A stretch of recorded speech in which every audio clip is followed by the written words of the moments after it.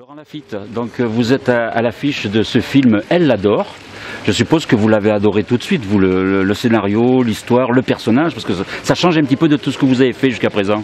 Oui, c'est vrai que c'est un personnage plutôt sombre, enfin pas au départ justement, c'est un personnage qui va s'assombrir au fur et à mesure du film et qui va vraiment être aspiré par ses mauvais choix, par ses mauvaises décisions. Et oui, c'est pas encore un type de personnage que j'avais eu l'occasion d'aborder. Et puis l'histoire, l'efficacité du scénario, moi j'adore les polars. Et là, il y a une efficacité qui est redoutable. On a toujours envie de savoir ce qui va se passer. On est surpris par les éléments qu'on apprend au fur et à mesure de l'enquête. Et puis c'est jouissif de voir Sandrine Kiberlin, qui est juste phénoménale dans le rôle de cette fan de chanteur qui va essayer de se dépêtrer d'une histoire dans laquelle elle s'est complètement engluée. Est-ce que comme le spectateur, vous pouvez dire que vous avez aussi jubilé à la vision du film Oui. En faisant abstraction de votre personnage, bien sûr, mais parce que c'est jubilatoire pour le spectateur. Oui, c'est jubilatoire et je pense qu'il y a vraiment toute la scène de la garde à vue du personnage de Sandrine Kiberlin est vraiment une scène... D'anthologie, on peut dire. J'espère. Voilà, parce qu'on n'a jamais vu ça. Mais en tout cas, c'est une scène très très forte. Et oui, moi j'ai un vrai plaisir de spectateur. Alors pas dans les scènes dans lesquelles je joue. Comme beaucoup d'acteurs, j'aime pas trop me voir jouer. Et oui, c'est courant ça. Vous n'arrivez jamais à avoir une distance, à dire plus tard peut-être? Ça va un petit peu mieux. Après, longtemps après, mais en même temps, je les revois pas les films. Mais j'aime pas ça, mais personne aime se voir en photo, déjà c'est difficile. Et puis quand on regarde des films de vacances par exemple et qu'on se voit en mouvement avec sa voix, on ne reconnaît pas sa voix, on se dit mais c'est peut-être là, j'ai ce corps là. Je pense que c'est désagréable pour tout le monde, hein, pas que pour les acteurs.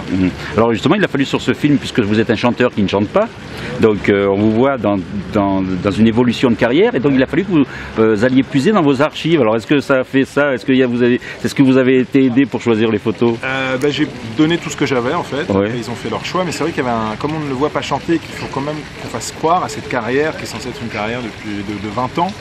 Donc il fallait vraiment, quand on rentre dans la pièce que Muriel dédie à son idole, il fallait qu'on ait vraiment toute la carrière du type.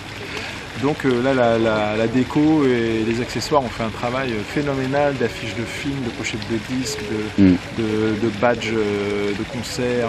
Voilà. Il y a des photos de vous qui vous ont étonné? Il y a des... non, je les connaissais. Après, les photos qu'on a faites exprès pour le film, oui. Là qui ressemblent vraiment à des pochettes d'albums, où je suis au piano et tout ça. Oui, voilà. Parce que là, vous étiez le personnage le plus âgé. Que ça fonctionnait avec Jeanne et qu'on y croyait, quoi, que ça marchait. Parce que son début de carrière, il est vraiment jeune, là.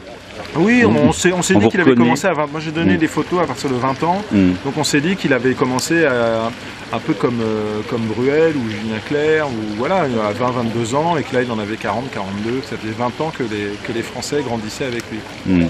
En tout cas, nous on est heureux parce que c'est vrai que de voir un film de cette façon-là, qui nous fait découvrir justement une histoire, et en même temps c'est une victoire de la musique qui crée le malentendu au départ, donc c'est un peu symbolique.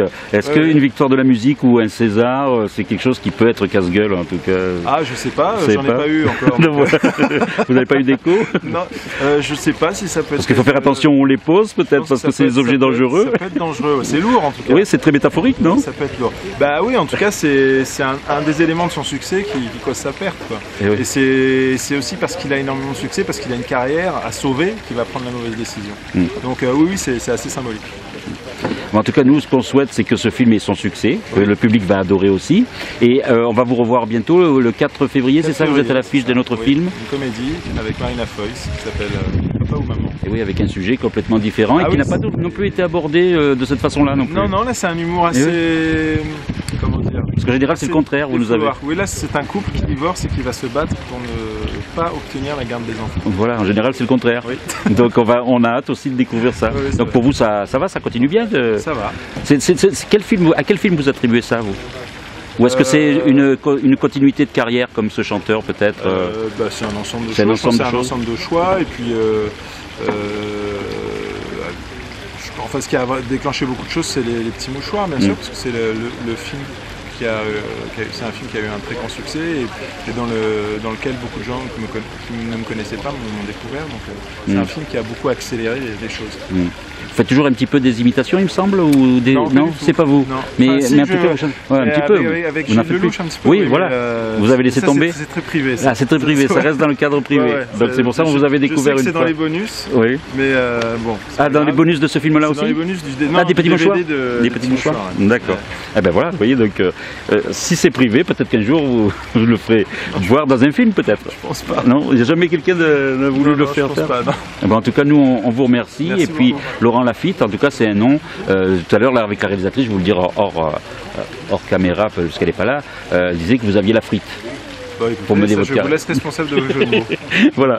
Et en tout cas, vous n'appartenez pas ni au coureur, à la famille du coureur automobile, Non, ni au célèbre libraire. Non, c'est pas la même orthographe. Voilà. Ni au banquier de Napoléon. Voilà, donc voilà. On vous a confondu des fois, ça est arrivé que des journalistes vous confondent. Non. Non. Plus personne dans la rue qui m'a appelé Laurent Baffy. Ah. Voilà. Bon, ben, en tout cas, merci beaucoup. Merci à vous.